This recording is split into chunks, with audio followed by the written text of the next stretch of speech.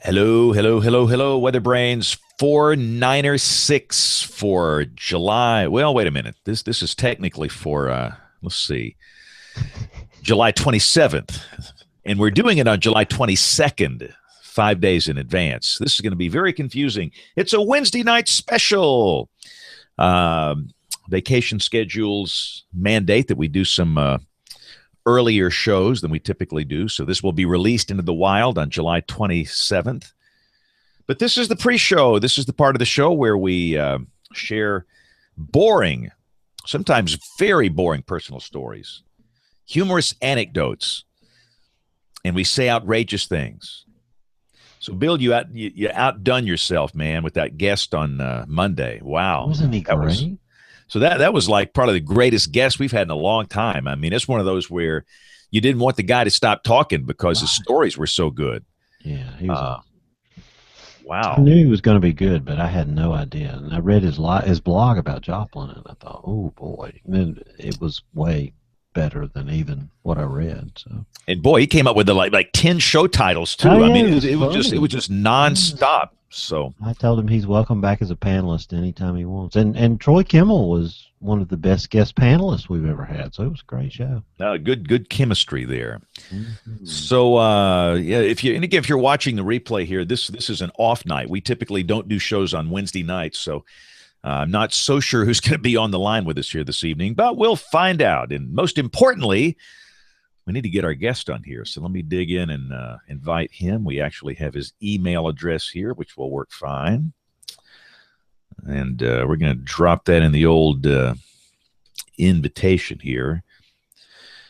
So I spent all morning and early afternoon. It's something called Bama Bound.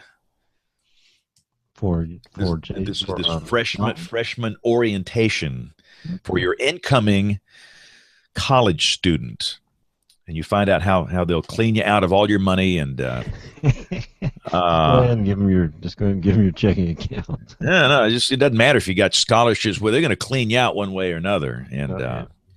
it got a little boring in there. It was almost like an insurance seminar. After a few hours of that, before I started sticking pencils in my eyes, and they kind of got the idea. So and I got to go back tomorrow. And the problem Why? is, you see, well, it is 2 days, Oh and man. so and then I had to get up at like 3:30 a.m. to do the production because we had to leave the house at like 6:30 a.m. to get down there on time. And I'll have to do the same thing tomorrow. So I will be a total zombie for this show and next week's show that we're recording tomorrow night. So that's when I do say things that are outrageous. So I have to So ask, so what's different, right? Yeah. I've had to say nothing. So yeah, so I was out there on our early news today. I better not say this. I'll say it later. I'm not going to say anything overly outrageous. But you pour out your heart and soul out there. I mean, I am pouring out my heart and soul. And to me, the most frustrating thing is when you know the news person's not listening. I mean, their mind is a million miles away. And I said, and tomorrow there might be a few spots that don't get out of the 80s for the first time in 16 days. But by the weekend, the heat comes back, will be in the mid 90s. It's going to be a really, really, really hot weekend. And the next thing out of the mouth was, I can't look forward to the cooler weather this weekend. I'm thinking, what did I just say? I mean, do I have a speech impediment, or it is and look, I'll be the first to say that there are times where we all don't listen, but during a newscast where there's banter between Yeah. the various disciplines out there, you'd think there'd be some attention, but maybe I've worked with not. both groups of people, and there, like you said, there are some that really do pay attention, and then they'll ask an incredibly intelligent question. Yeah, yeah, Amazing. yeah. It's And then it's just I've worked with anchors who give you the deer in the headlights look. You just finished your segment, and you sit down and you look at them, and they'll say something like, "So, what did you eat for lunch today?" Where did that come from? yeah, and you just don't know what to expect out there. It's just Gosh, it's like a box of chocolates. And it's vacation season, so you get different people sometimes, almost every day out there. You don't even know who you're going to be. Oh, Yeah, lost James. we lost James. He's frozen. Frozen in time. But I can hear you, Rick. That's good. Oh, great. Well, good. A special Wednesday night edition. Yeah. Followed by a special Thursday night edition. Well, you guys are frying out there, right, Rick? It was hot again today. Yesterday we had a treat with some clouds and it stayed in the 80s, but it got up in the mid-90s again today. So with 74, 75 degree dew points, so it's a little sticky. Yeah. Mm. I just checked. Our dew point is 54. Wow. Wow. Sounds wonderful. Sometimes our dew point is 54 in the summer, but not this year. Not with all the moisture we've got around. Oh, that's true. And it looks like that ridge is basically going to become a permanent feature in your future. I hope not permanent, but Yeah, right. yeah. Short-term permanent. Well, we got almost an inch of rain, well over an inch of rain the past 2 days here, and that's a real unusual thing for mid to late July, so we've enjoyed that. But yeah. So do you think it'll be your wettest year ever, Rick, when it's all said and done? I don't know. We've got a ways to go, I think, to get to that for Oklahoma City, but we're up in the top 5 for sure. James is making his way back. Oh, There's two of him now. two of you to get you back. Two for the price of one. That's going to be interesting. I think there's something going on. This has been the greatest computer known to man. I've had this thing 4 years. 4 years. I mean, it has just been so good. But I have had 3 kernel panics in 2 days, and so what I've got to figure out is, what's going on here, because I really don't have any interest in getting another computer. Typically, when that starts to happen, it's memory problems. It might be, I don't know, but if you go in and look at the, go in the terminal and you can kind of look and see what's going on in there, I can maybe figure it out. But there's something up, because I bet you I've had 1 kernel panic in 4 years, and all of a sudden I've had like 3 in 2 days here. So what does a kernel panic look like? Your screen goes black and you get this message that says, it's basically the Windows blue screen of death kind of thing. I've never had one. In a Mac world, it's very, very, very unusual to get those. Have you invited the guest, James? Yeah, let me invite him again just to be sure here, because I just got a cryptic message. You are calling me, right? Well. Yeah, don't call us. Panic. We'll call you. It's gonna be a long night. I heard kernel panic and envisioned like a corn cob running around flailing its arms. Yeah, that's what happened when I left the microwave door open. When I was That's right. I was actually thinking about a guy in a white suit waving a drumstick. Yeah. There's another kernel. That's a good kernel panic. Show title. Yeah, really. That's going to be our show titles, Kernel Panic. So you have to spell it C-O-L. L-O-N-E-L. People won't know what the heck that is. Yeah. I never know what our titles mean anyway. All right, let's call this guy. Come on. Yeah, I've invited him twice. Dang it. Let me be sure. I knew this one was coming. Yeah, usually Bill says everything's smooth, and he even said tonight it's going to be rough. So when he says it's going to be rough going in, you know it's going to be really rough. It's like a pilot when he comes on before you even take off and say, it's going to be a rough flight. Oh, yeah. It's never good. Just let me off now. We're going to cancel our beverage service this evening. Yeah, you don't want to hear that either. Wow, people are watching. I thought everybody in the world was watching Sharknado. My Twitter, I think that's the reason I had a kernel panic, so that the Twitter is blowing up here. Twitter overload. I mean, it's like all these weather accounts I follow in my weather list. I mean, NASA, NOAA, everybody's doing Sharknado tweets. I mean, it is just It's crazy. all Sharknado all the time.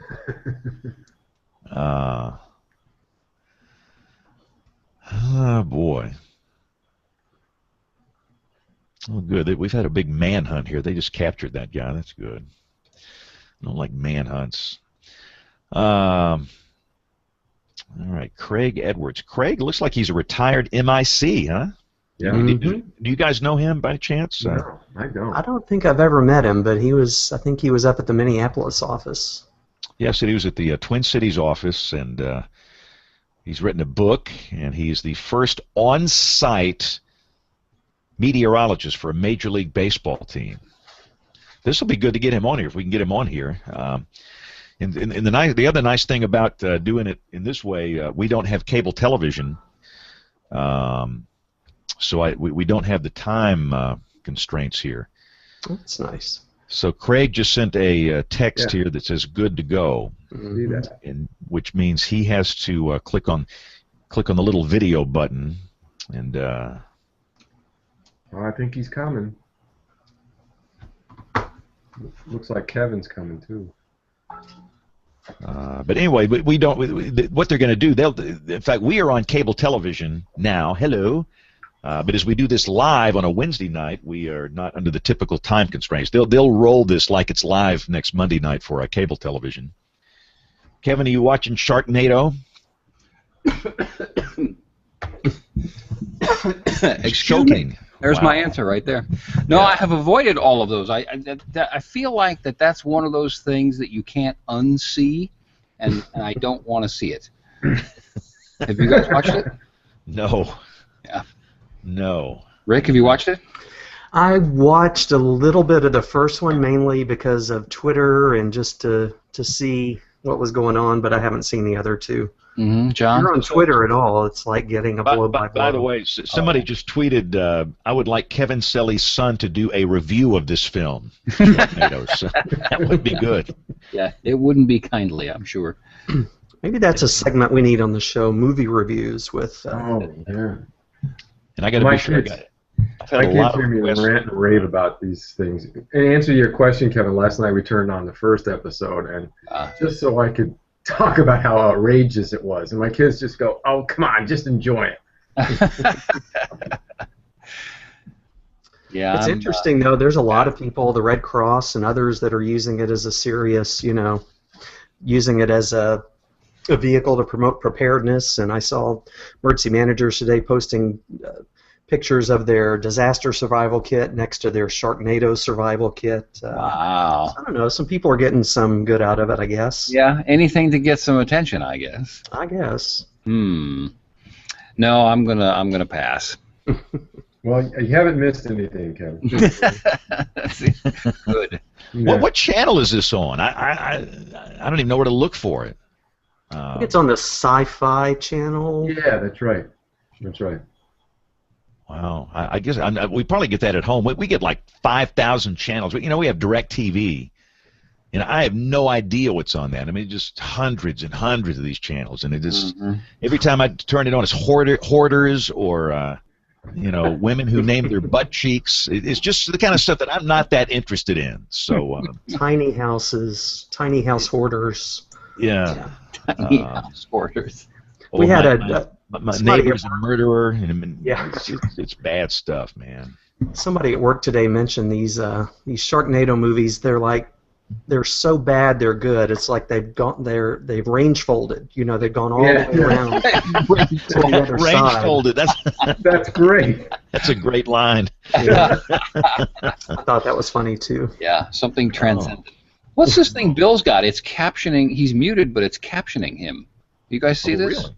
No. Little voice bubbles are coming up every now and then for Bill. Really? Yeah, he just told whoever he's talking to, he just told them I have Hangout connection anxiety. Now, Yeah, I I'm see seeing that. that. Oh, you don't have the chat room up. If you put the chat room up, you'll see that, and the Oh, yeah, I bubbles go see it away. there. I see. Oh, yeah. That's something new because I noticed that the other night. I had something else over there, and I saw the bubbles showing up, which is coming through the chat room. So that's Well, what that is. Hangout connection anxiety is clearly the show title as well. Yeah, Hangout connection anxiety. Mondays was good too. I didn't get to participate at all because we started so late. But what was it? Something about bugs? Smoking bed bugs. Smoking bed bug. That's an outstanding title. I mean, we had so many show titles with that one. Goodness. I mean, and the one we didn't use was water, chocolate, milk, and beer, which we could use for this show. That's a good one too. That's what I live by. A lot of Twitter traffic on that one. So, in fact, I've satisfied the show title this evening, so we're in good shape. Yeah, and I got some storms on radar too. I better keep my eye on the ball up there. Where Bill, are any these hope? storms you speak of? Any hope? I don't know. Uh-oh. If they were born before the Korean War, I don't know that we can have them on the show anymore. Another show title. Wow. I'm trying to think. He's calling you now, I think, or calling me, or something. I think I was born. When was the Korean War? I think Bill just insulted. 48. 50. No. It ended in 51, right? 51. Yeah. Oh, I'm good then. I'm good. All right, we're good. No, if we can't get our guest on, I think we need to interview Dr. John Scala tonight. I agree. Oh, man. And the bad part about it, this guy's actually going to be a good story. I didn't realize he had a book. No, he sent a.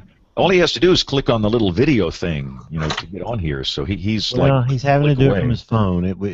His computer, his microphone would not work, but he did on his phone just fine. It's funny. It almost suggests there's some difference between a group hangout or a hangout on air, as opposed to when you test with them. You could be right. Right.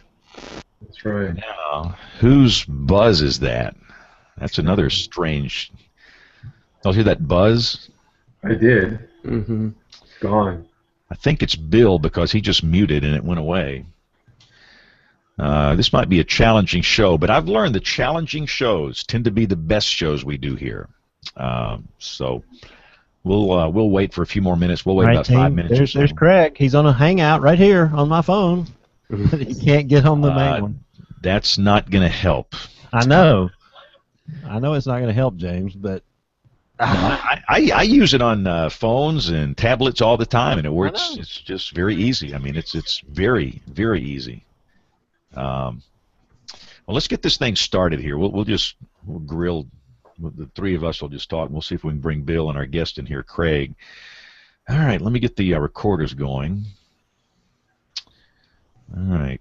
I thought there was some way to bring people in on the phone on a hangout now. Not over the air. Oh. That's some, I guess it's a privacy issue or something. They're afraid that you dial somebody's phone number. But anyway, here we go. This is episode 496 coming up in 5, 4, 3, 2, 1. WeatherBrains! Yes, it is. This is WeatherBrains, episode number 496 for July 27th, 2015. I'm James Spann. Little secret just between us. We're actually doing the show on July 22nd. Yeah, it's vacation season, so we're going to do a few shows, get them in the can a little early. They're going to be released on time. But thank you for joining us. This is the weekly show about weather. We gather around this digital mahogany table, and because we're doing this show on a Wednesday night, we've got a number of our regulars out, but we do have some in, including Kevin Selly. And Kevin is in Wichita Falls, Texas, and I see, Kevin, you're getting set for your 9 o'clock news on your Fox station. The big Fox 9 o'clock news, that's true. Usually I have to break away and do that show, but we're fine in Wichita Falls. It's been unseasonably humid, if I can say that. I think we have a shot at chasing a record. There is only, in the Shepherd Air Force Base history book, there's only 1 year, 1950 was the year, where we only had one day in the entire summer where we hit 100 degrees. And so far this year, we have not hit 100 degrees. Wow. So what's your dew point today? It's been running in the upper 60s and low 70s. I don't know what it is at this particular moment. 69 was the last time I checked, 68, but it's been regularly 71, 72, even I think we hit a 73. And I know for some places in the country they're like mocking us, going, "Oh, we've been way higher than that." True, but again, that's the reason we're staying relatively cooler. But everybody's starting to look on, wow, could we actually get through an entire summer without hitting 100 degrees? And I given there's no pattern change, I don't know, Rick, what do you think? You're in the same region. I hate to even say things like that out loud because bad things happen. But yeah, we've made it to July. What is it? 22nd, 27th, whatever day it is now, without it happening. So every day that we don't hit it is a good day in my book. So. Agreed. But the trade, I don't like the humidity, and so the trade-off is you just feel pretty uncomfortable. And this building being, oh gosh, however old, 60-some years old, I think. The AC is not the best. In fact, I saw somebody gave me, I'm fairly new here, so somebody gave me, loaned me a book that was put out by the local newspaper, the Times Record newspaper. They put it out, I think, in 2007 to mark their 100-year history. And it's full of pictures, and one of the pictures is two guys standing at a big sign in front of an open field that says, "Future site of KFDX transmitter and studio." And the picture was taken 10 years before I was born. Wow. So there you go. All right. In full disclosure here, we're having some difficulty getting our guest on, which sometimes happens. The scheduled guest is Craig Edwards, who is the retired MIC, the meteorologist in charge of the Weather Service office in Minneapolis, St. Paul, Minnesota, the Twin Cities. He's done a book, and he served as the first on-site meteorologist for a Major League Baseball team. And I think what we're going to do, we're just going to assign... He's on now, James. Oh, wow. He's actually on the show. Yeah. Wow. Cool. Well, I was going to say Bill can do the phone interview thing, but it looks like he's on with us. But before we do anything else here, I've had a lot of requests for this. I'm afraid I'm going to forget. I mean, I probably had a dozen requests for this. We're in the dead of summer, and we've had a lot of requests for this special bit of audio that we've not played in a while. So it's our friend and colleague who passed away this past May, J.B. Elliott. We miss him greatly, but his legacy will live on with great clips like this. JB, did you see this one today? Indian girls plow fields naked in attempt to bring rain. Oh, no. I didn't see it. Now, you've never done this, have you, during a drought? Yes. You have plowed fields naked. 16, and I was just so hot. That was the 1952 heat wave. I was just so hot. I was just so hot. Just so hot. It was like that field of cotton. So hot. Wow. The guest is going to hang up on us after that. I'm about to say, he had to endure that, but I just could not help it. So many people, when in the middle of summer, they think of that classic J.B. Elliott clip. And trust me, I've got all the J.B. Elliott bites in my soundboard here. So, but we got Dr. John Scala, and we've heard from Rick and Norman and Kevin in Wichita Falls. Dr. John, how are you, sir? Thanks for coming on. And by the way, it's Sharknado night. Everybody's watching this movie but us. So thanks for hanging out with us. Oh, sure. What are the alternatives? WeatherBrains or Sharknado? Yeah. Wow. They're both not exactly at the top of the list there. It was a tough call. Hey, we had a refreshing cold front move through last night, and our dew points are now in the low 50s. It's just the weather from today through Friday will just be stellar for this time of the year. Yes. Love those low dew points in summer.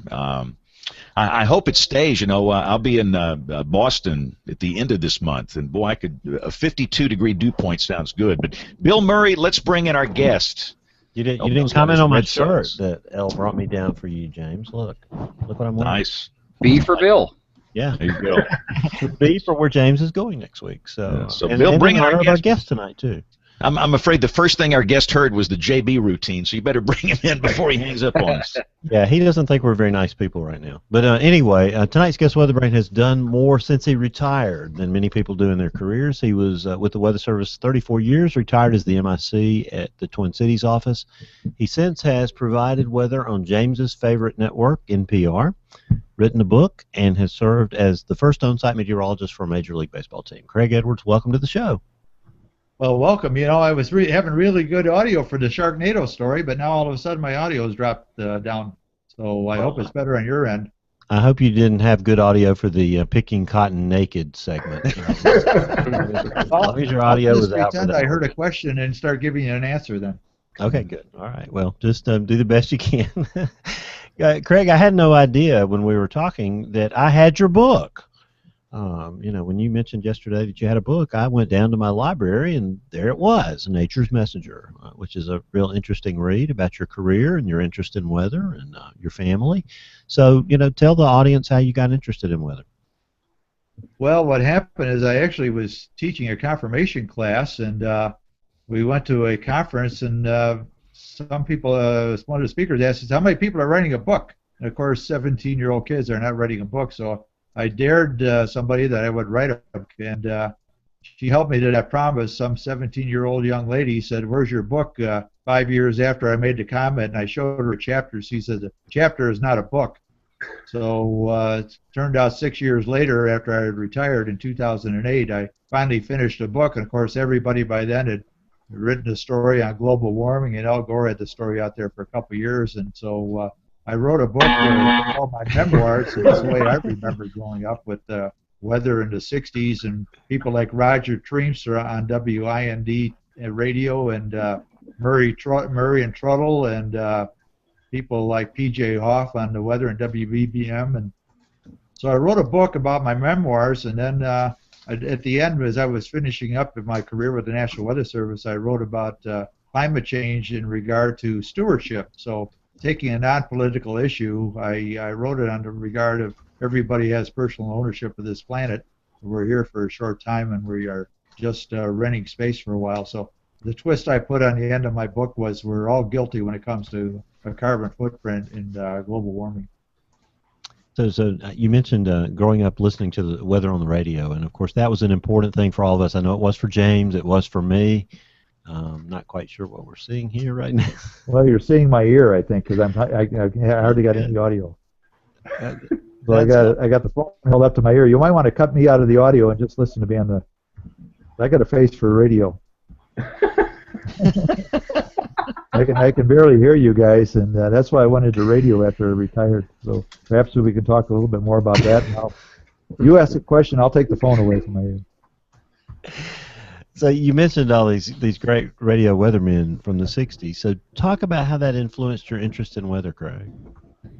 Yeah, there was a meteorologist out of Pewaukee Airport called Earl Finkel, and he had a thing called Earl Finkel's with the sprinkles. And he always had a story about heavy snow was coming somewhere into the Midwest in the month of January. And his forecast essentially covered anywhere from Des Moines, Iowa to Pittsburgh, Pennsylvania. And the next day he said, see, I predicted that snow in Detroit. And so I thought that the snow forecasts were the most challenging things growing up in Chicago. And the meteorologists back then were still using magic markers and magnets, and very few computer models that were very elementary. And it pretty much was the science of meteorology by watching the clouds. And I wrote in my book that growing up in the western suburbs of Chicago, that you could actually smell the snow. If the wind was off the lake or coming in from the northeast, you could smell the breweries and you could smell the city of Chicago. And I said, well, it's going to snow because the sky is low, and we have a northeast wind and a falling barometer. I says, this job isn't that hard if you just pay attention to the short-term weather parameters. And then along came computer models, and I thought the meteorologists were improving very well. And Harry Volkman caught my attention with doing the weather and doing it with a pretty good skill. And then John Coleman, who can forget John Coleman, WLS-TV, and the gentleman who first took the adventure to start the Weather Channel. And that was quite a pioneering effort he took on it back in the 80s. And So I was always impressed with John Coleman. He was a risk taker, and he was the one that was always predicting 17 inches of snow, while the other stations were going more conservative, 2 to 4 inches. So I think he predicted a 1967 blizzard in Chicago right on the money. So snow was obviously a source of excitement. Snow was obviously a source of excitement for you, and you mentioned one of the tenets there. If you had a northeasterly wind and a falling barometer, what were some of the other weather factors that you learned as you were growing up that helped you in future years forecasting snow in Chicagoland? Well, I think it was the fact that you looked at the historical information. It says only about 5 times a year did you get a snowfall of 6 inches or more. So you really had to look for pressure falls coming out of the St. Louis area. The low pressure track was going to go about 150 miles to the south of you. That pretty much put you in a path of heaviest snow. And one thing I did learn working early in Milwaukee in the 70s was that the rain snow line is really hard to predict. And seems like if the low is still forming down in Missouri and moving to the northeast, once the rain or snow changes to rain, you're done with the snow until it get on the backside of the colder air comes in. So a lot of the meteorology was pretty much watching the pressure falls, the wind directions, and then the precipitation types. We always looking for that S plus to be occurring near Davenport, Moline area. Back then, there was only very few weather observations that were reported hourly, and I think when I was first working in Milwaukee, there was about 5 reporting stations. La Crosse was even part-time, so a lot of the stations that were reporting weather closed down at night. So we would always try to take our observation with what was based on downstream, and when those offices closed at night, we would just have to guess at the sky condition. We had a term called cirrus dawnus. When the sky brightened in the morning at sunrise, we said, oh, there is cirrus out there. But it was inconsequential, but there was clouds out there. Of course, we didn't have satellites until the somewhere in the late 70s, early 80s. So Craig, for a moment, talk about your Weather Service career, how it evolved, how you got started, and what it was like to be in those Weather Service offices in the early 1970s. Well, I graduated from Northern Illinois, which really was not a known meteorology school. It wasn't the Penn States and St. Louis University and those types of schools. So it took me a year to get hired in the Weather Service out of Milwaukee, and I started in 1972. And back then, they were called meteorologist interns, and we did the job that was pretty much taking weather observations, going out and measuring the snow, and watching what the forecaster did. And the forecasters back in the 70s and early 80s would type the forecast by hand, and we had the zone forecast. So we would call the shift where the forecaster made the forecast the typing shift, because you spent about 6 hours looking at the data and about 2 hours typing it up for the teletypes. And back then, we used to do tornado warnings with a teletype, paper tape, and it would take us about 5 minutes to type the warning once we made the warning decision. And later on in my years with the Weather Service, moving from Milwaukee to Indianapolis as the warning coordination meteorologist, they would say, oh, you're the guy that puts out the warning 5 minutes after the storms go by.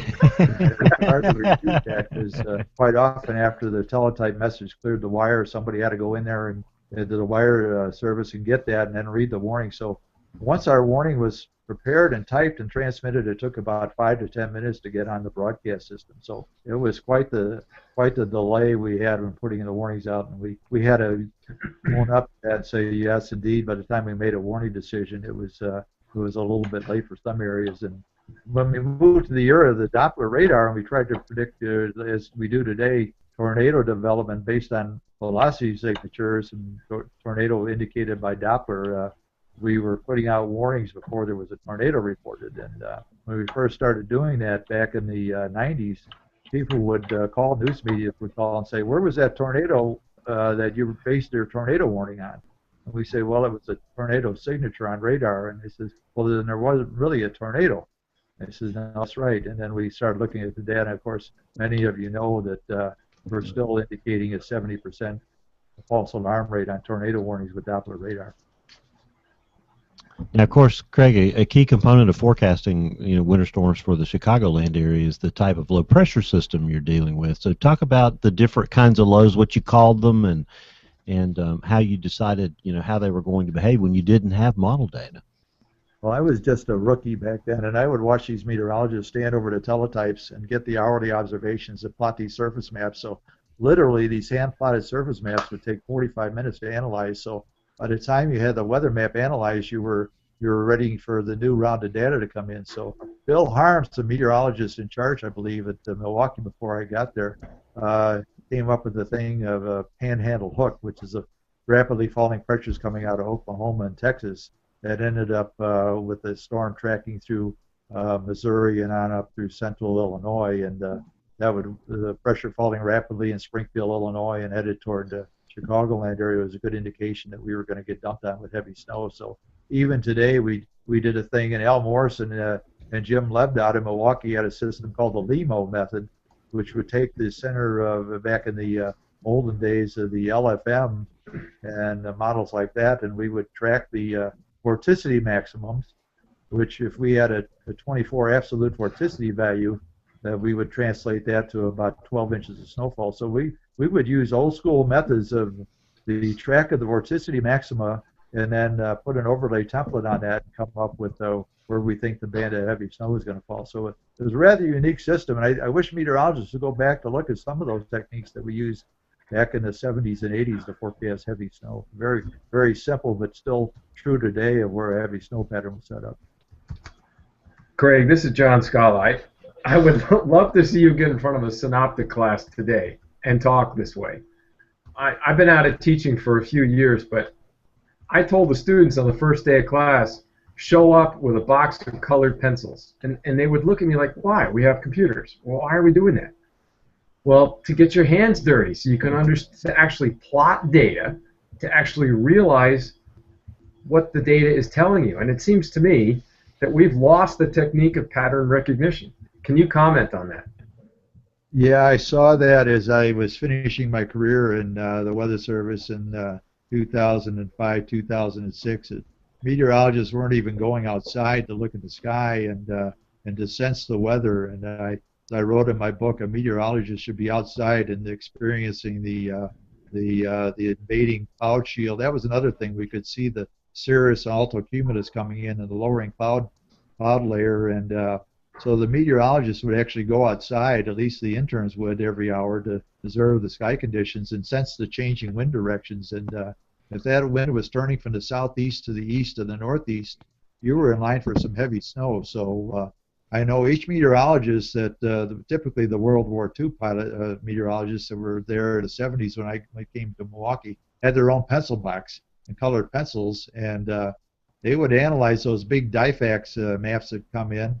And of course, they were about 2 to 3 hours old, but you could get a handle. And we had a meteorologist by the name of George Lambino, I think his name is, and he would call it the three-finger method, that he would space a cold front out by putting his 3 fingers on a DIFAX map and tracing out how fast the cold front was moving. So it was the 3-finger method of the meteorologist predicting the arrival of a cold front. And we had a meteorologist in Indianapolis. His name was Otto Koldes, and he would call them railroad tracks as he did the 700 millibar trajectory chart. So we were very old school analyzing maps. We would start off plotting the 850 data on the weather radio sound observations. 850 was a good 10 map to analyze to see warm air advection and where a nose of a jet might be occurring. So I think meteorologists are too fast to jump to the model data and just assume that if it comes out in that neat a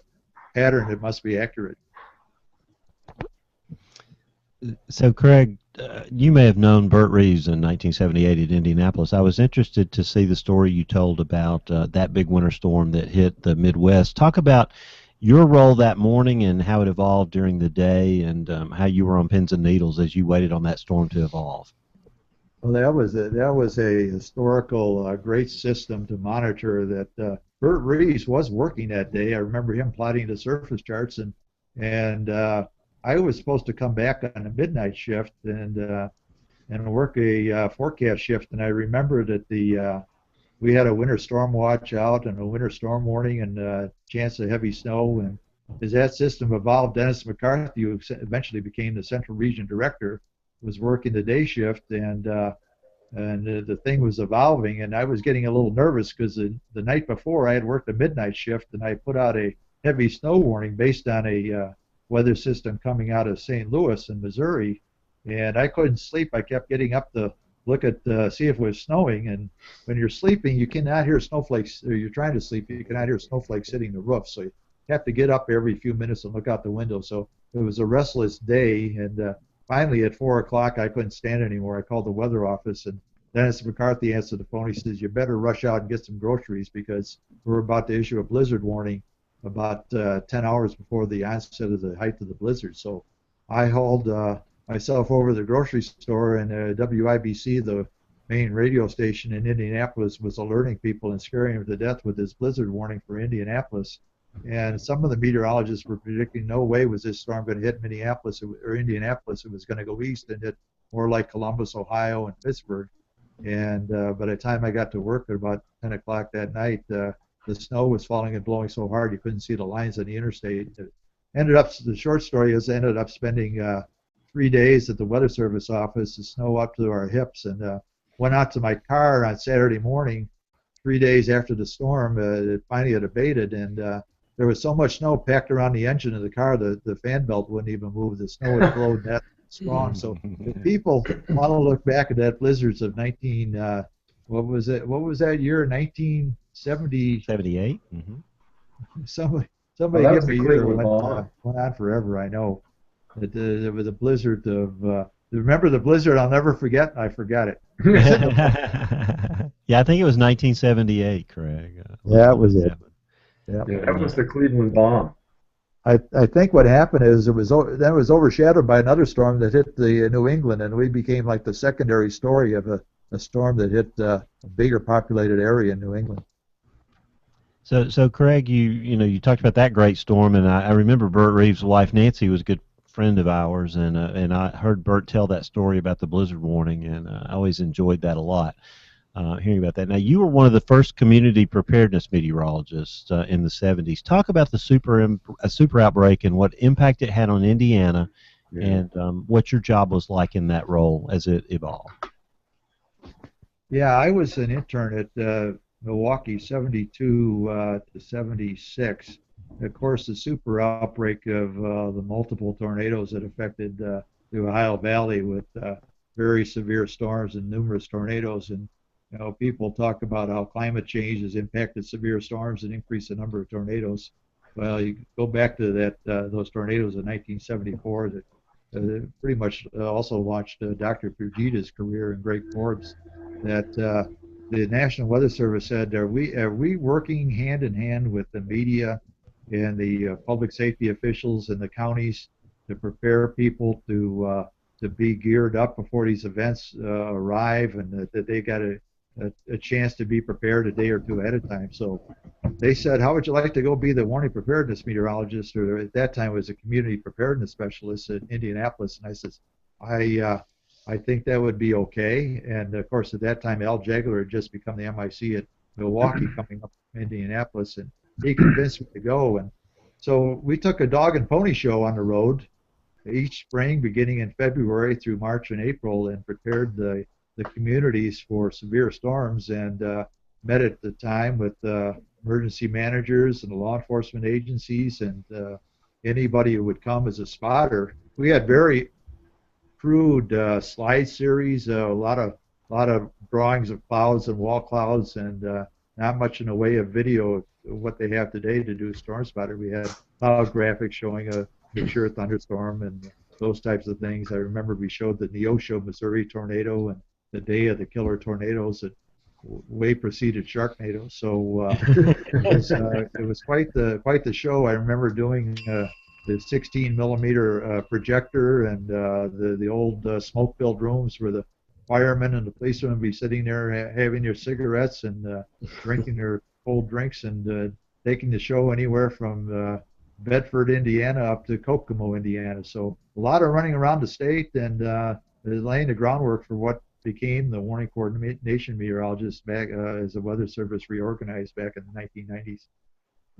So Craig, this is Rick in Norman, and did Bill say that your title was it Community Preparedness Meteorologist? I guess that preceded the there was a community preparedness meteorologist that became a warning preparedness meteorologist, and then became the WCM. Is that correct?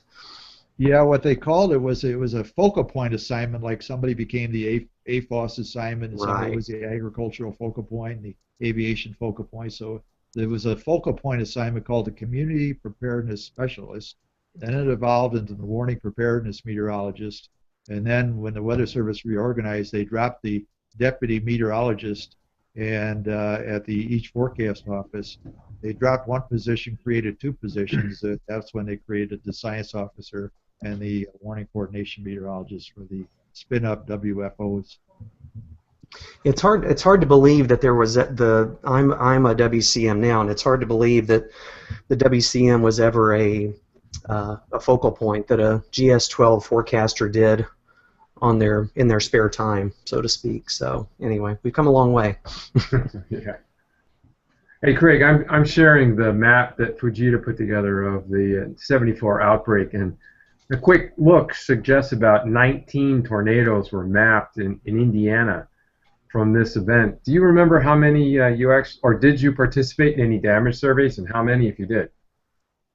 No, that was an event that actually occurred previous to my arrival in Indianapolis. Oh, and so those damage surveys were all done before I arrived 2 years later in 1976. But when I arrived in 1976, I arrived in late March, early April, and I think in March of 1976, Indianapolis had like 19 tornadoes. And my first job when I arrived at Indianapolis was to do tornado surveys and do tornado tracks. It was called the Fujita Pearson scale. Al Pearson said he always got the low end of the Fujita Pearson scale because they sort of dropped the Pearson part of it. But I actually did tornado lengths and paths and widths without doing a physical survey. I did it all on public accounts in newspapers. So that's what we were doing back in the 70s. That we didn't have the staff, or we didn't have the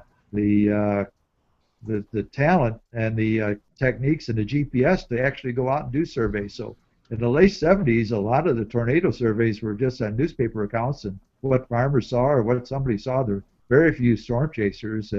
Storm chasers didn't come around pretty much until the Doppler radar came in, when we were able to figure out where the spotters might be better positioned based on velocity information. So those tornado tracks that were based coming out of the 70s and 80s were pretty much seat of the pants, and I think that's in part why some of the tornado statistics jumped up in the 90s. Was two things. One was Doppler radar signatures telling the spotters where to be, and the other thing was that we had better reporting systems. So I think the number of tornadoes jumping up was that a lot of them were falling through the cracks in the 70s and 80s, and nobody was there to see the actual cyclone itself. They were just reporting wind damage the next day.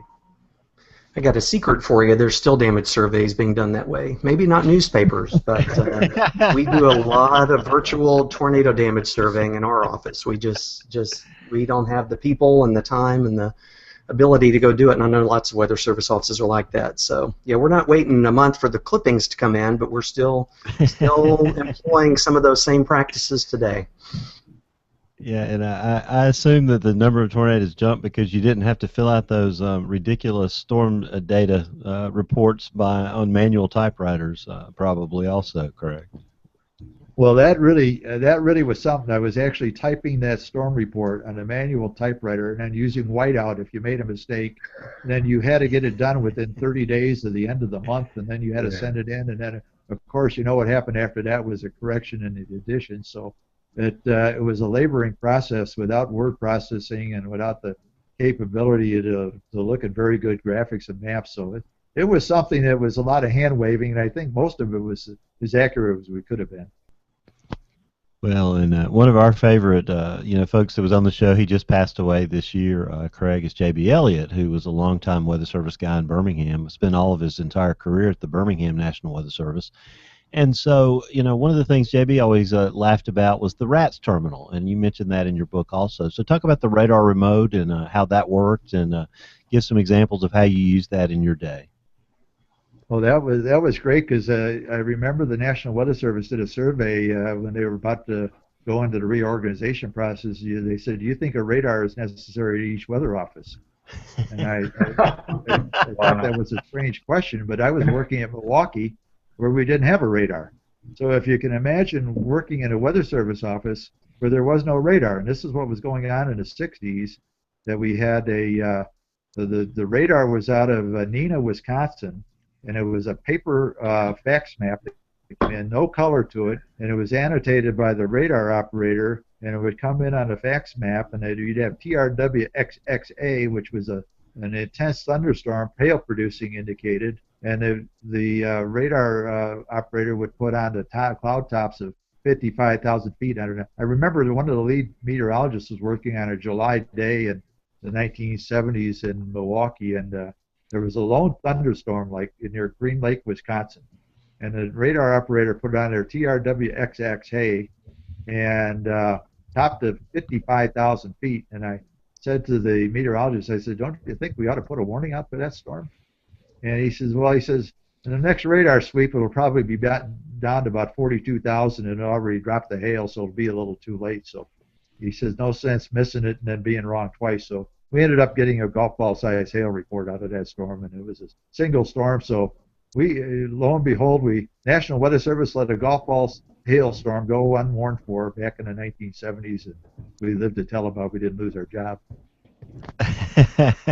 Now, Craig, you loved baseball as a kid, as you were a child, and so tell the story about how you got drummed out of organized sports, and then talk about how you turned that into your current gig today. Yeah, that's a great story. I grew up as a Cub fan and always the pessimist.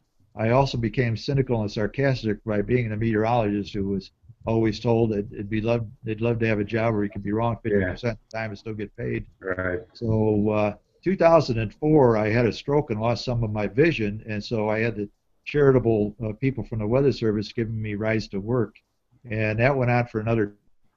And I said, I can't keep pulling it off and working at capacity. I should be working. And I had Steve Bune was her service hydrologist and driving me to a lot of meetings, so I lost enough vision where I couldn't see to drive, and that's not a good position to be in as a chief meteorologist. He called it driving Miss Daisy, and so I ended up retiring in 2006, and right before that I visited the Minnesota Public Radio, and I said, "I'd like to be your meteorologist on Minnesota Public Radio after retiring." And she said, "Well, we don't have a meteorologist."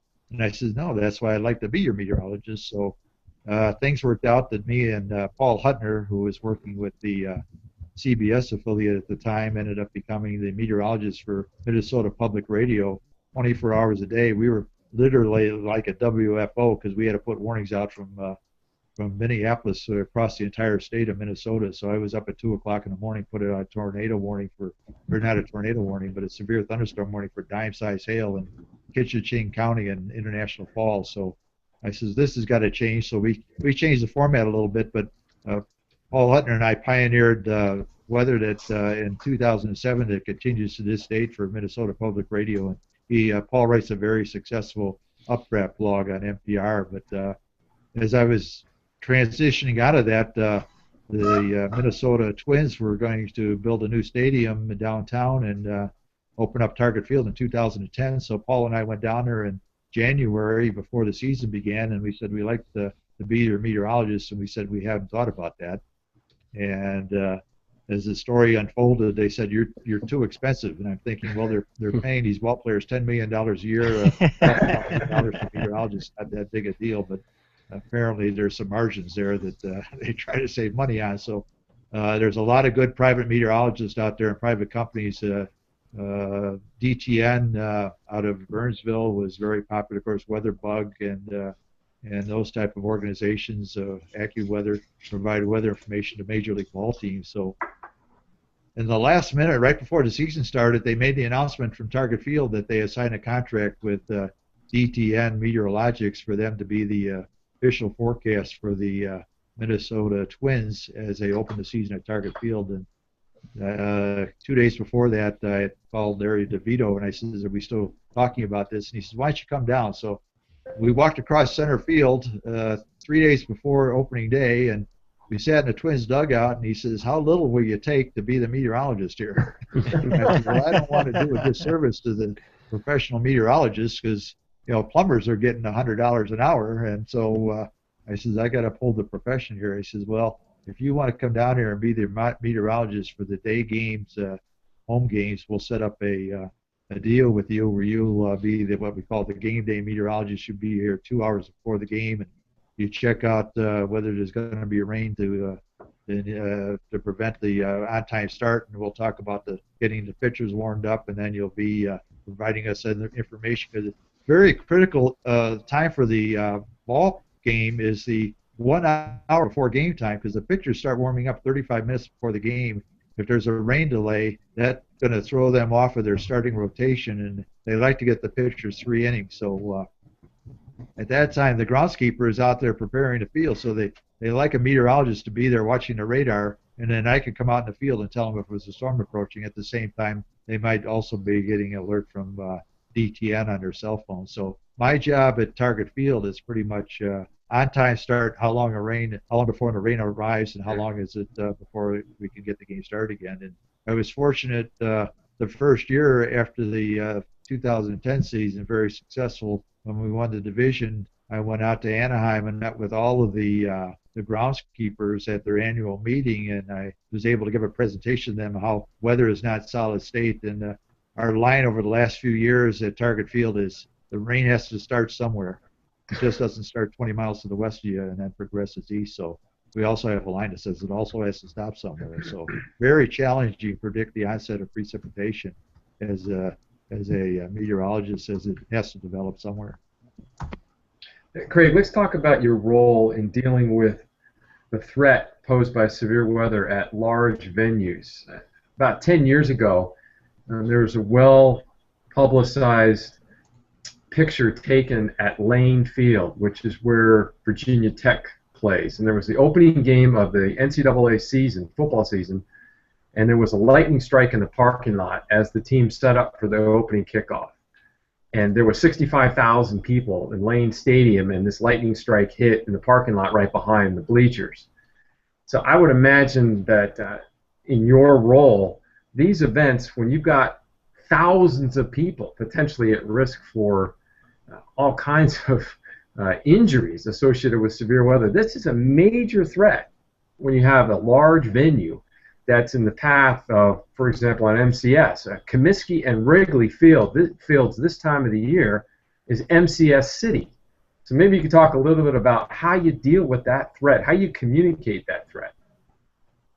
Yeah, that's one thing we do at Target Field when there's not much in the way of impending weather at Target Field. We tend to watch where other ballparks in the country may be experiencing an approaching thunderstorm and how they're handling it. And I just went back and reviewed a thunderstorm at Arlington back a couple years ago where the lightning was out ahead of the thunderstorms, and the players just ran off the field without the umpires calling the game. So there's a tendency for the umpires who have control of halting the game once the scorecards are exchanged to let the game proceed even though there is lightning in the area and it's not raining hard.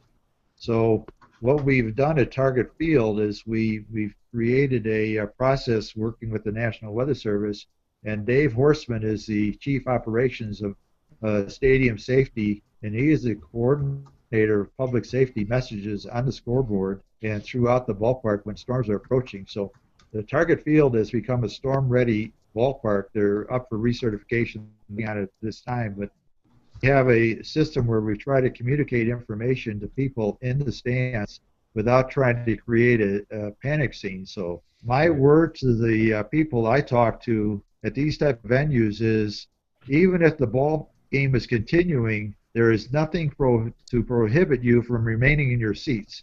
Nobody is more responsible for your public safety than you are.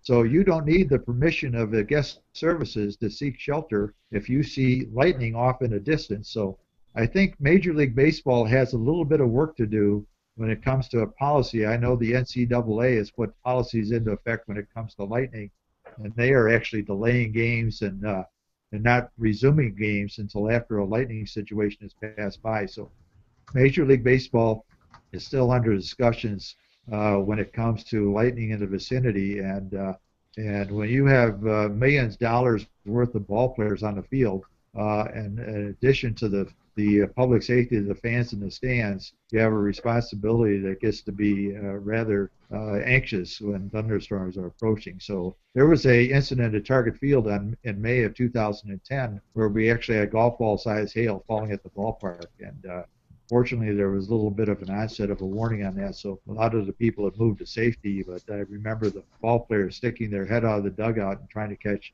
the hail in their hands. We actually had to delay the game till we had the opportunity to get hail, and Larry DeVito was using a tractor to try to blow the hail and try to accelerate the melting of the hailstorm. So many of you have seen how long hail can stay around after a thunderstorm goes through. So that was a conundrum we had in May of 2010. It seems like we do a good job of making sure the players and the officials have made their way to safety, but not so good in terms of getting the spectators to a point of safety. And maybe we need to step up the efforts in that regard. Yeah, I think you raise a great question there as to how you can put a uniform policy in place that doesn't set a panic in motion, but it gets people alerted to the weather approaching. Now, I know since starting this in 2010, with all the weather apps that are out there are probably at any given night at Target Field 50% of the fans that have access to radar on their cell phone. So they're tracking the storms as well as we're tracking them. So there is nothing that's going to sneak up on them without them knowing about it that we shouldn't already have prepared them for information on. So when we have storms approaching Target Field, I have Dave Horstman in the weather office and Vice President of Operations, Senior Vice President Matt Hoy is in there, and we try to communicate information the best we can. And you are right, the same thing with the PGA.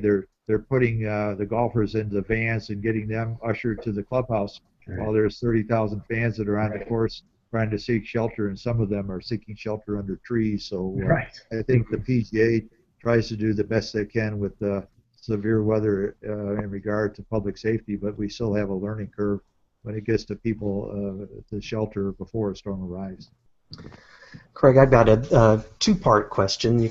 I'll just let you answer both of them.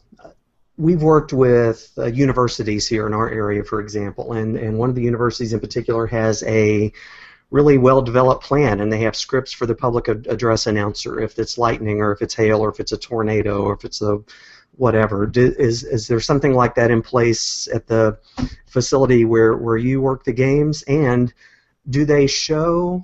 Will they show radar on the big screens there in the stadium when storms are around, or to give people information? That's something I found that not every stadium does, and personally I think it's a good idea to give the other 50% of the people who either don't have an app on their phone or can't get cell phone service to look at their radar data. I think it's good to show people pictures of, okay, what's the deal? Why are we in a rain delay, or why is this going on? Do you guys show radar, or how do you provide weather information to the people in the stands? Well, we pretty much keep that to ourselves, because as meteorologists, we know how to interpret radar. And I think there's a growing population, the general public, that knows how to interpret radar, but there are still a lot of people that don't understand what they're looking at when it comes to radar. And when you start looking at leading edge gradients and different colors, and people are looking at that, they may not understand what they're looking at. Plus the fact that, as you know, these storms can change in intensity and direction of movement in a short period of time, as well as continued development. So we had a situation one year at Target Field where we had thunderstorms, and it was moving through the area, and what developed on there was what we call a tail end Charlie. And so when you thought the precipitation was about to end, so a lot of people would make their own decisions, and you maybe hear some announcers saying that, well, we looked at the radar. You may hear some NASCAR people saying, well, we looked at the radar, and these storms are just going to be passing through in the next 10 minutes, not knowing that there's more development behind that. So far we haven't moved to showing radar. I think it's something that we're going to let people use on their cell phones. it's hard to call a rain delay, let people look at radar and trying to judge how long it's going to be in a rain situation. So we sort of held off on showing radar at target field on the large scoreboard. Interesting. Makes sense. Hey, let me ask a question. I'm going to jump right in here. So you've been out since, I want to 05 maybe. Grade the National Weather Service today. A, B, C, D, or F? Well, let me tell you, I retired in 2006, and I have not seen a lot of improvements. I know that we're fighting an uphill battle trying to be all things to all people. But when you're trying to be all things to all people, you're not doing a good job in particular areas. And I'm still bothered by the high false alarm rate because we have storm assessments that come out there and say, here's what you should have saw. So I'm still seeing 70–80% the Doppler radar indicated possible circulation on tornado warnings. The National Weather Service radar graphics on their webpage has not changed since I retired in 2006.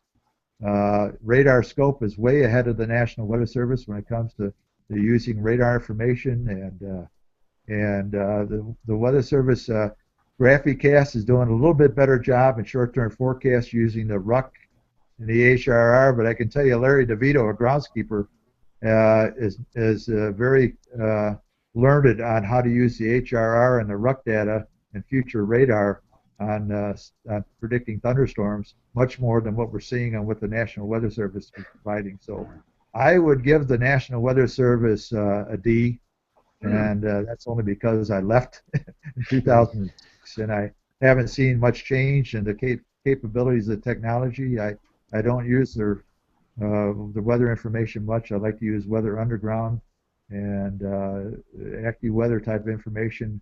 I think the outlooks are adequate. I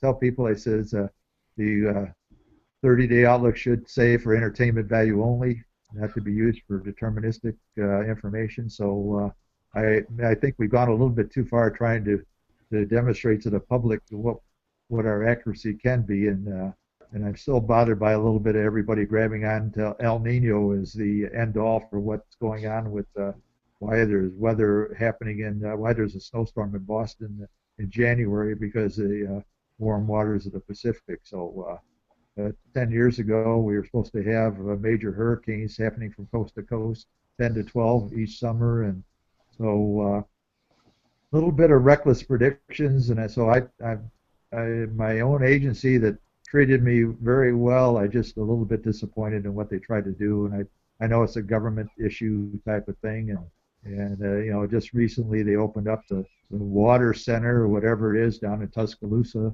Alabama, because they wanted to brag about. They put in a new weather office down in Alabama, I believe. So they still have 5 regional offices, and so I just don't see the efficiency. They've got 5 offices in Minnesota that are up all night doing graphical forecasts and trying to make smiley faces so the region says your borders are matching up with your dew points in day 7. So I think when I retired, I said, when I was doing the graphical forecast up to 7 days, I said, I'm working harder, not smarter. And so I said, it's time for me to get out. So Craig, you've given the Weather Service a grade of D. Let's say that a magic wand is waved and you are the director of the National Weather Service. What changes would you make today? Well, I called in the experts from AccuWeather and Weather Channel. I says, how do you guys do weather from coast to coast and do severe weather warnings and do it with the staff that's located in one particular city? So back when I was with the Weather Service in the 2000 era, we were already thinking about the next reorganization. And I liked the way we had it set up in 1995 when we first reorganized. We had what we called was area management. We had the forecast office out of the Twin Cities, and you had the major hub in each state, and then you had the satellite offices. I think with the technology of radar, that I can get radar from La Crosse and my cell phone, I get radar from Duluth, that the warning decision meteorologist is making those warnings. They don't have to be at that location to make the warnings. I think you can keep a warning communication meteorologist where we have the WFO as a radar technician, and have much reduced offices. I don't see the reason to have all these meteorologists up all night at 150 offices making a graphical forecast, try to match up with the borders. So I would have a much more streamlined weather service office with the technology that's available today. So you graded the National Weather Service. How would you grade broadcast meteorologists, local? I'm not talking the Weather Channel or AccuWeather. Those men and women that are on local television stations. How would you grade them? Oh, I would give them a C. They're not using much in the way of technology either. They're showing future radar that is moving and animated so fast that I don't know what they're showing at what time of the day. They're very seldom use good visible satellite imagery or infrared, or show a mesoscale convective complex on a enhanced IR. They don't show upflow boundaries. They're not very good at doing meteorology. I think most of the weather people are presenters of weather information. They show you high and low and 7-day forecast graph, and I think they're more going back to the 1960s. They're weather personalities, and I think that's fine for them. So, but I just don't understand what's going on with that. So I'm showing a nice picture of my door, aren't I? But I'm just saying, if you could flip that camera back, that's a good-looking door. I'm not showing my face. Let me see what I did. I must have touched the wrong button. So. Yeah, there's a camera flip button on that thing, Craig. Flip your camera back around. That has something to do with the camera. How about if I turn it around this way? Do you see me? Yes. Yeah, you're looking good. Okay, now I can't see you and I can't hear you, so I feel like a COVID and handicapped meteorologist. So all the information I just said is not valid.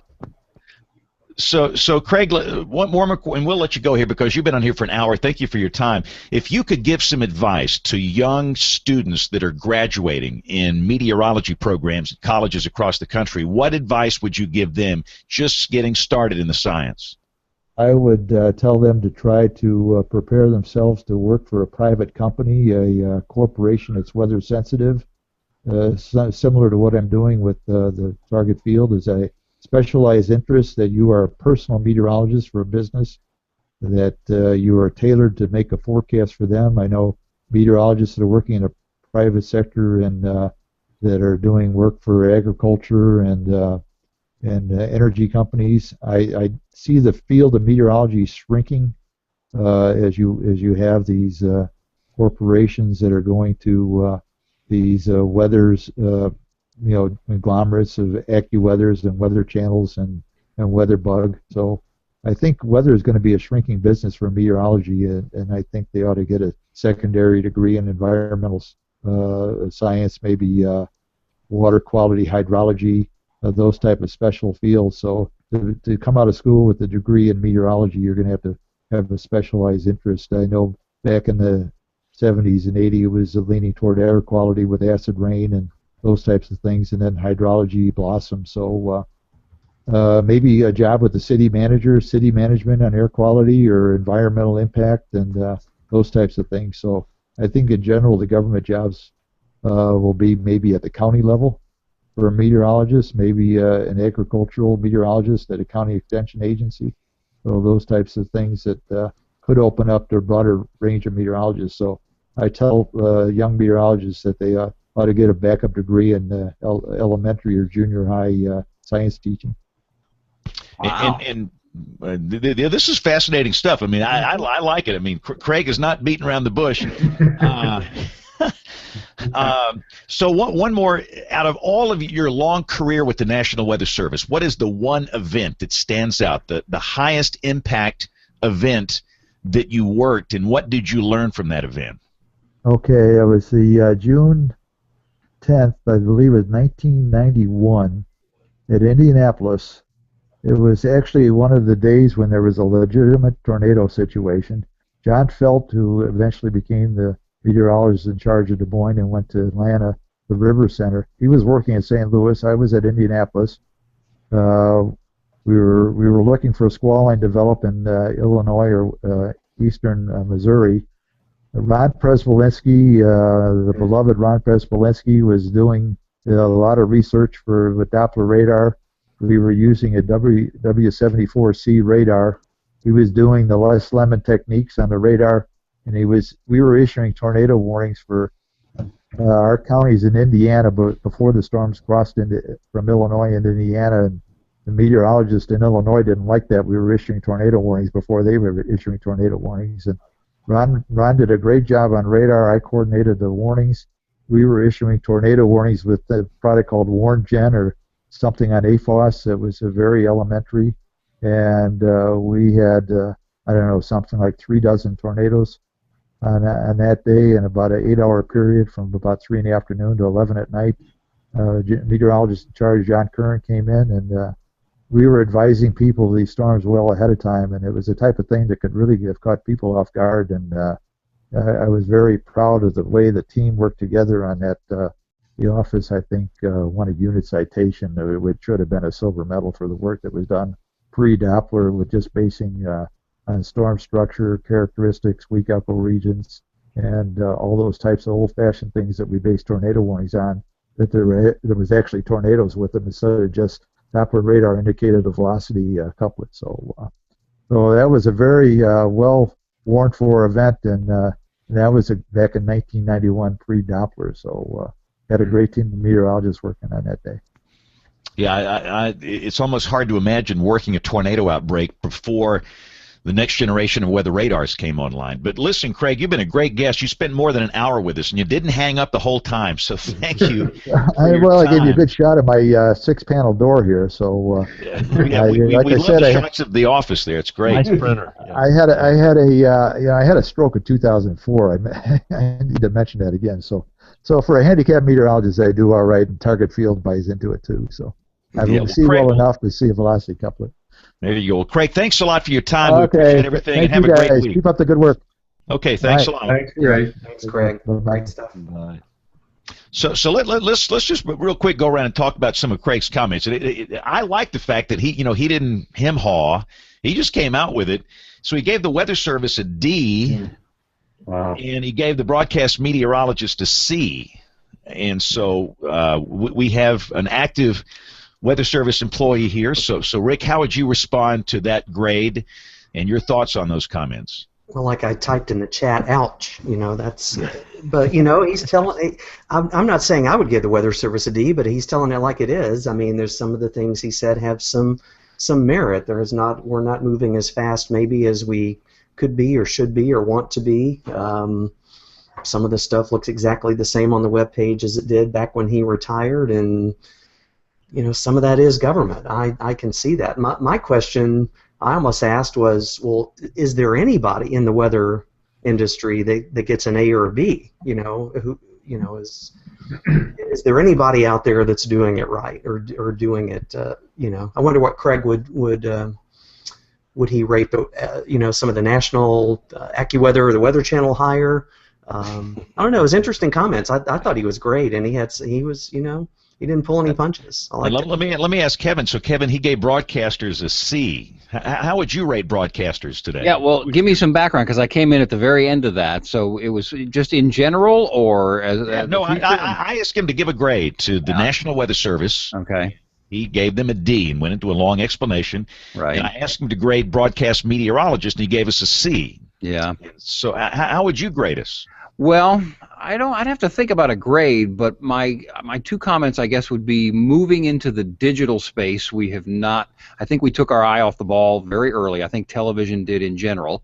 I think that at the dawn of the web, broadcasters looked and said, hey, that's cute. We don't really need to fool with that. And then as it gained traction, they went, oh, wait, maybe we do need to fool with this.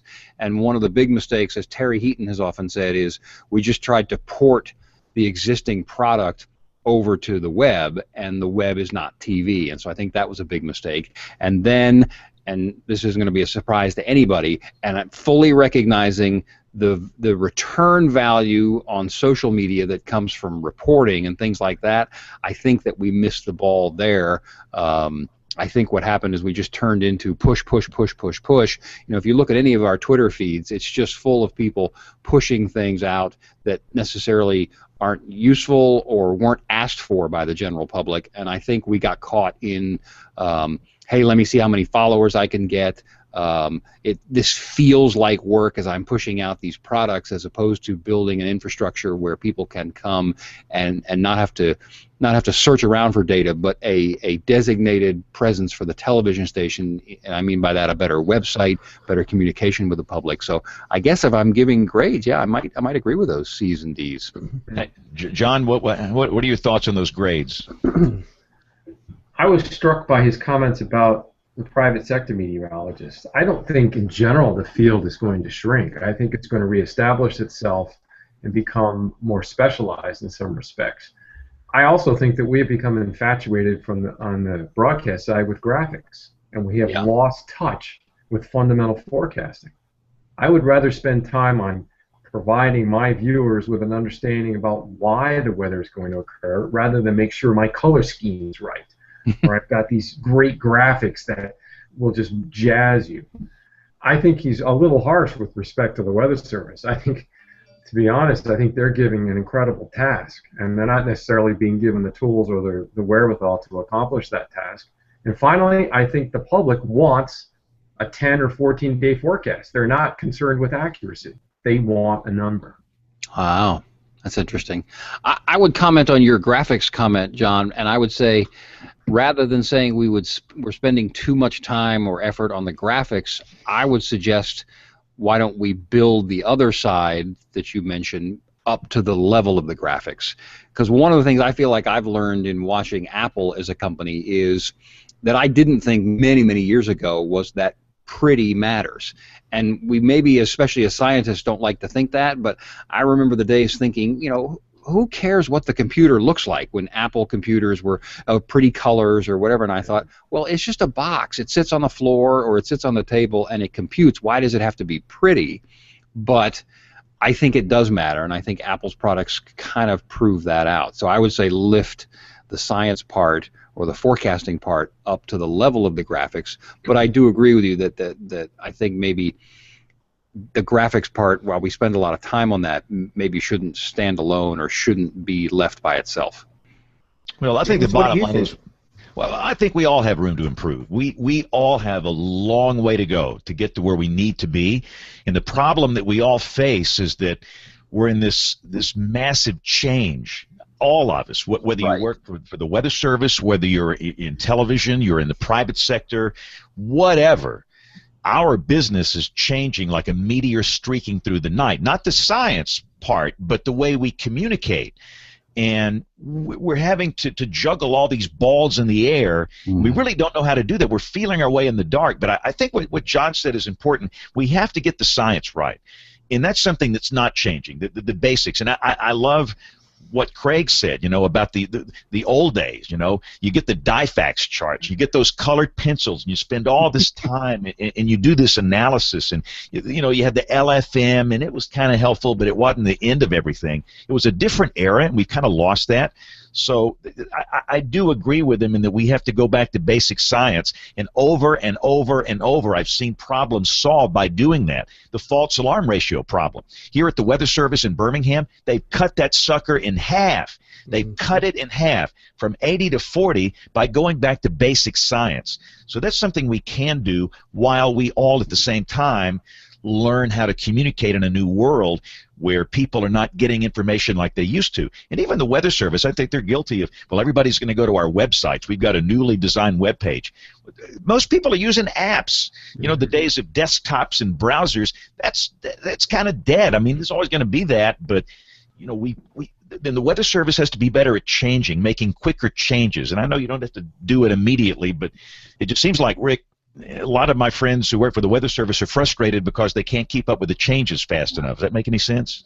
Oh yeah, definitely. We see what's going on, and we see apps, and we see social media and new things coming along, and it's not that we don't know that we should be doing it or that we don't want to do it. I think most of us want to follow. It's just like we can't move fast enough. And I think we've done a good job with catching up to we caught up to the train before it left the station on social media and jumped on just barely before it took off, and I think we're doing a good job for the most part with that. But there's other things. Now there's Snapchat and Instagram and Vine, and Periscope and Meerkat. And, it's just a constantly changing thing.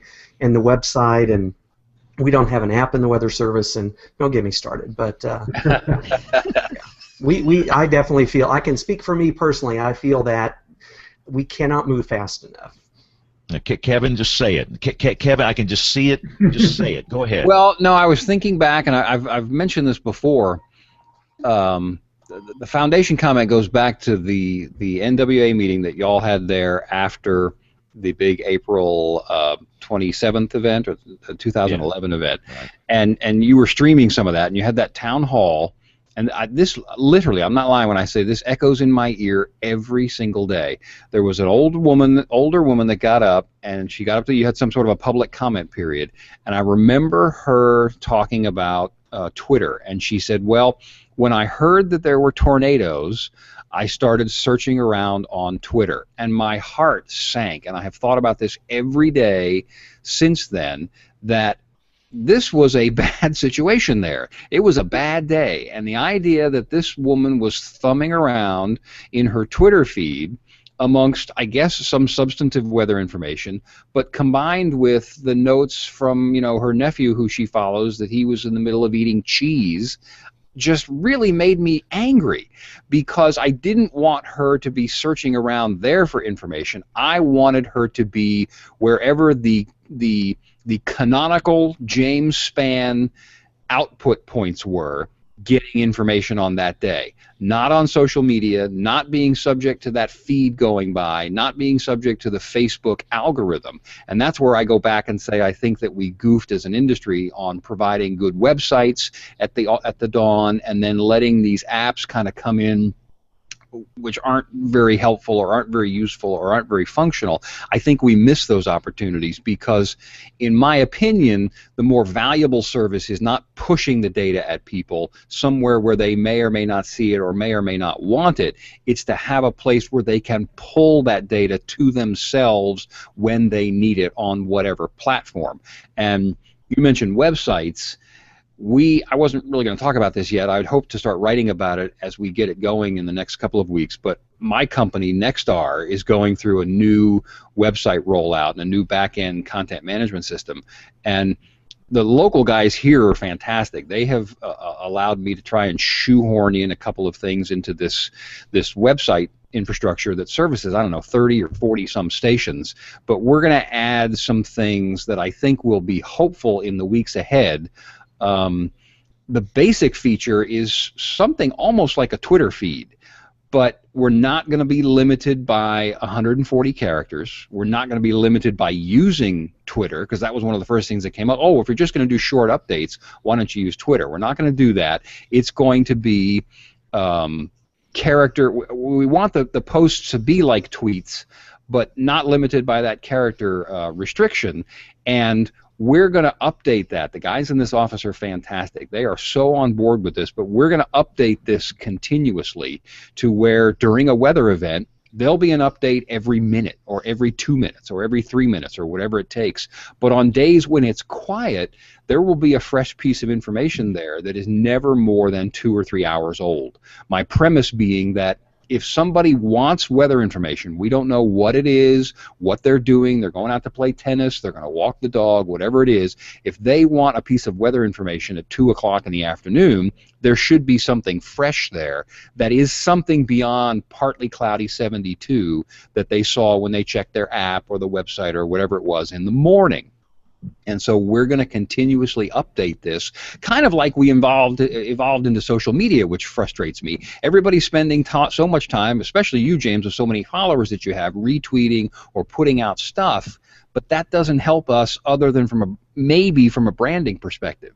There's no monetary benefit to that. So we're going to do that kind of level of updating within our own infrastructure, hopefully over time building a habit for the people in this market that say, okay, I need weather information because I'm about to go out and do X.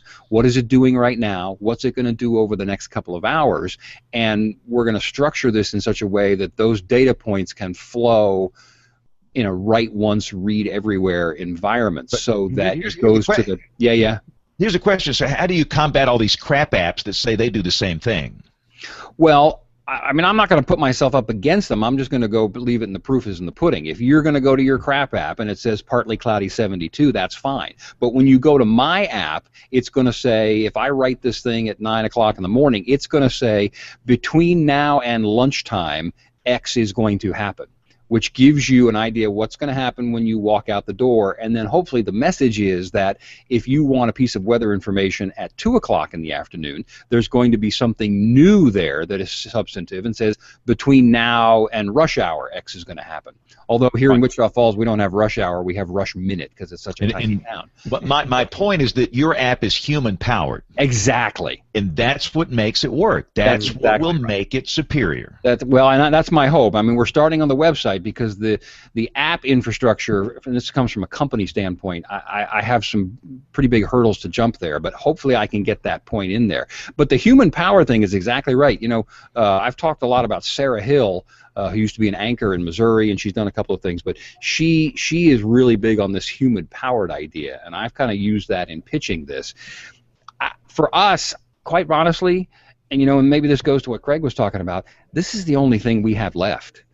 I mean, partly cloudy 72 comes out of the model data, and it comes from the Weather Channel, or wherever it comes from, and this hourly product, I mean, all of us cringe at this hourly grid, 10, 11, 12, you know, and because we know what it is, we know where it comes from, but nobody in the regular public knows what that is, and they love that thing. If you look at all the national apps or crap apps, they all have that hourly grid, and I have to assume, we don't have the resources to do this kind of research, but I have to assume that these things that go in the Yahoo app or just the native app on the iPhone have to be heavily, heavily researched. And that proves to me that that thing is almost like, who did John say? They want the 14-day forecast, even though they don't know it's a piece of caca, but they want it. And so they're getting this grid. But this is all automated stuff. Right. If we're going to survive, we got to do something that's over and above. And I think the idea that it has a personal touch and a human voice is going to help. I just wish we had taken the amount of energy that we put into social and done this some years ago. But I think it's kind of a last gasp effort, in my opinion. But I'm hoping to write about this as it goes along. We'll just have to see. But the new website is up. If anyone wants to go, I mean, it's basically a new design. There's nothing really new there on the weather. But here locally, it's called TexomasHomepage.com. And Texas is Texas and Oklahoma, obviously, since we're on the border. All right, well, here's what's going to happen here. I've got to do some television. Obviously, I can't go on television in this, so go ahead.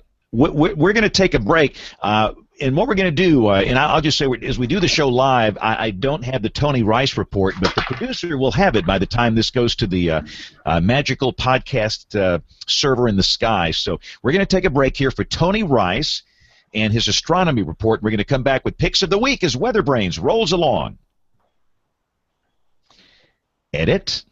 And now, through the magic of editing. And now, all right, thank you, Tony. It is time now for Picks of the Week. And again, I've got to go do some television very quickly, and I'm going to let Bill or Kevin's got television like me, so one of you guys will pick it up here. My pick for the week, and we're doing this show, is Sharknado is on television. You know, so I'm seeing all these tweets. My pick, it's a strange little video, 5 weird disasters in 60 seconds. These are real weird disasters from FEMA, little YouTube videos. So having said that, Bill Murray, be the host here. You finish us out. I got to go do some television. Well, a special thanks to Craig Edwards tonight for joining us. He's messaged me a couple of times tonight, and I think he was a great guest. I think we would all agree. Yeah. And he just wrote me and said, by the way, the National Weather Service is not going to like the D grade I gave them. He said, he goes on to say, I wonder if I will get my pension check next month. So, anyway, got a nice note from Miles Musio also, who's out in California and is a big member of the National Weather Association, and he was very complimentary of Jason Persoff, the guest from Monday night. And I have to say, the good doctor was quite interesting. His account of Joplin literally made me feel like I was there. I don't know about you guys, but I thought he was amazing. Yeah, it was. You used the word, Bill, compelling. It truly was. Yeah, he really was amazing. So I guess it's time for Picks of the Week. Pick of the Week, guys. So I'll start with you, Dr. John Scala. What have you got for us today? Well, Bill, my pick comes from NASA. The satellite that NASA has in space right now is called the Discover satellite, DSCOVR, and it carries a polychromatic imaging camera. So when you hit the link, you'll see a picture of the Earth from 1,000,000 miles in space. This has really made the rounds, but the article is exceptional, and the image is breathtaking. That is an outstanding one, and I think it takes that picture how many times a day, John? Is that? Yeah, let's see. It's doing a 10. It's camera takes a series of 10 images using different filters. Well, it is visually stunning, that's for sure. So that's a great pick of the week. I guess we lost Kevin. I should have gone to him first. I apologize. Oh, there he is. Hey, Kevin. I'm sorry, I'm doing some graphics here at the same time. Are we up to me for a pick of the week? Let's do it, yeah. Okay, this is just a blog by a television meteorologist named Chester Lampkin. He's a bright guy. He's been in St. Louis for a number of years, and about a little over a month ago, he pulled up stakes and is now forecasting for the National Weather Service equivalent in New Zealand, of all places. And I think, number one, that is just an incredibly brave thing to do, because how many of us would want to go and forecast in another country, especially New Zealand?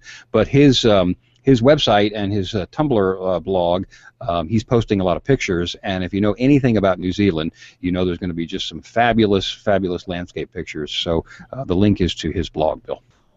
That's outstanding, and that is a very brave thing. Well, at least they speak the same language, so I think they do. Yes, I think that's okay. He just has to fake an accent, I think. Exactly. Well, thanks for that pick, Kevin. That's great. And Rick, interesting show tonight. I'm sure you've got a great pick for us there before you fall asleep as we're getting toward bedtime here.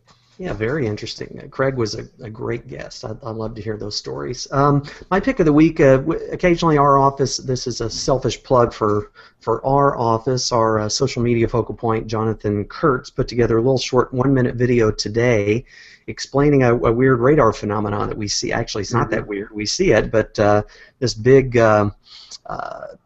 area of crickets and other insects that we actually verified with some park rangers down in Kevin's neighborhood down there in western North Texas. It's a minute video, and he describes how we can distinguish using the dual pole moments on radar. So it's a science in a minute type of video, and it's on our YouTube channel, and kind of cool. It's a minute. You can take a minute and learn a little bit about how dual pole radar detects crickets. Well, everyone needs to follow Rick's Twitter feed if you're not already. I'm sure almost every WeatherBrains listener is, but it's always full of stuff. And I saw that this morning, and I thought that was fascinating, Rick. So thank you for that excellent pick. So before I get to my pick, we'll talk about guests. Roberta Brandis-Grotz tomorrow night. She's written the book, and now that James is gone, I can read the title. We're Still Here, You Bastards, How the People of New Orleans Rebuilt After Hurricane Katrina. She'll be joining us tomorrow night to talk about that. On August 3rd, we're still up in the air about what the show will be. We're not certain about that with all the moves we've had to make lately, so we'll... Oops. Come on back, Bill. Oh, we lost him for a minute.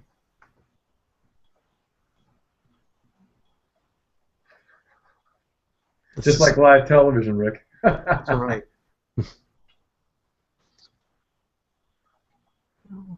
Hopefully he'll pop back in there. I was looking at, while we're waiting for Bill to come back, I was looking at your pick. It reminded me of when the first polarimetric radars went in. We were able to actually see bird migrations, particularly at dawn, and even bats too. I remember some stuff from bats leaving caves. Yep, that's fascinating. It was interesting today talking about why some of the dual pole moments were displaying like they were, and some of the coefficients and some of the fields, and some were speculating because the crickets they're longer than they are tall, so the aspect ratio, and it's fascinating stuff. But we have a lot of people. We have people on Twitter, lots of funny comments on Twitter. Well, this is not a Sharknado, or it's the end of times, and it's not really that uncommon.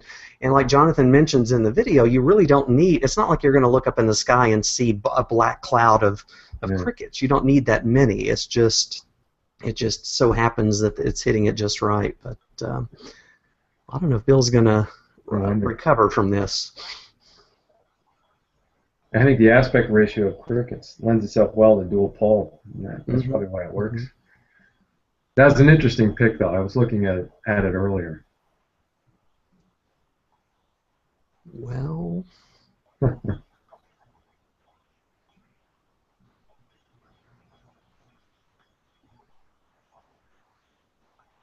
Oh, maybe he's going to come back. Maybe he's coming back. They can edit this out. I knew we do have some interesting guests coming up, and I've got a couple of prospective ones myself that I'm working on and need to find a time for, and I think they'll be good ones. So we'll have to. This changing the days has kind of thrown everything off just a little bit, but we'll get back on schedule here shortly, and I know we got lots of people lined up, so looking forward to it. James and I are actually going to be doing our part of the show. He's going to be coming to Oklahoma in mid-August for the Oklahoma Emergency Management Conference. So we're going to be doing the show in mid-August from there. So I'm pumped about that. Yeah, that should be exciting. I'd like to be there with you, but I know what it's like doing it from Oklahoma. Yeah, we got to do one and watch the sunset from the observation deck. Exactly. Well, Bill, welcome back.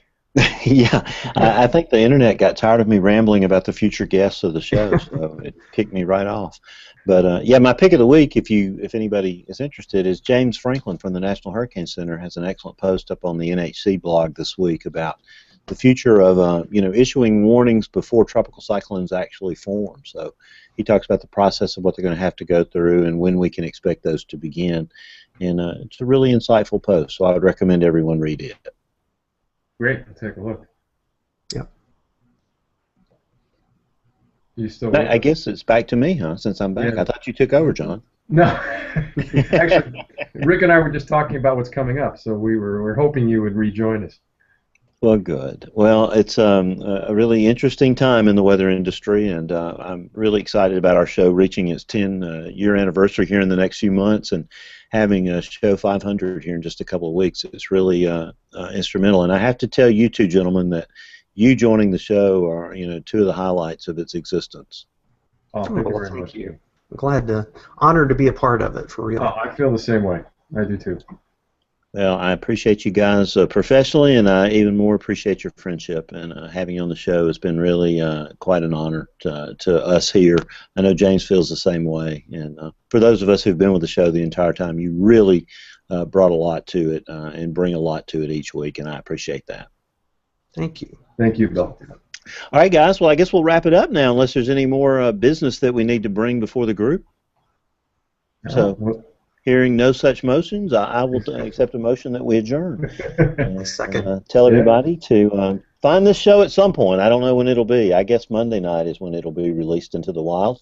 We're recording it here on Tuesday night the 22nd, or Wednesday night the 22nd. So you'll see it about 5 days from now. And tomorrow night we'll record the show that you'll see the first week of August as James goes traipsing around Major League Baseball parks for the next few weeks. But otherwise, we'll be back here live and in this position on August 10th when we'll be talking about CCMs and other alphabet soup items. And I'm sure, Dr. John Scala, you'll have a lot of opinions that night. I'll be there. Outstanding. Well, WeatherBrains is the weekly netcast that's all about weather. We do it on Monday nights usually, and you can get it in a lot of different places, namely iTunes and on Stitcher and on various platforms like that. You can also follow every week live at bigbrainsmedia.com and participate in chat, and find us on Twitter, all those sort of things. And, of course, our website is weatherbrains.com. But for James Spann and the entire group here, I'm Bill Murray, and we thank you for joining us tonight. Have a great week, and God bless. And I guess that's it. All right. Thank you, Bill. Gentlemen. Good show. All right, guys. Have a good one. Talk to you later. Bye.